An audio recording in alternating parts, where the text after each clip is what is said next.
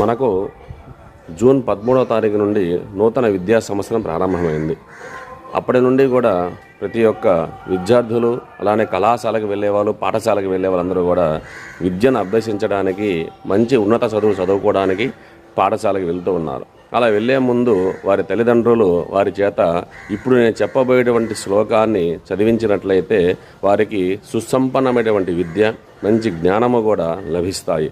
ఈ యొక్క శ్లోకము చదువుల తండ్రి అయినటువంటి హయగ్రీవాచార్యులు, సాక్షాత్తు శ్రీహరి స్వరూపమైనటువంటి ఆయన సంబంధించిన శ్లోకాన్ని చదివినట్లయితే వారికి సకల శుభములు కూడా, సకల విద్యలు కూడా వస్తాయి అన్నమాట.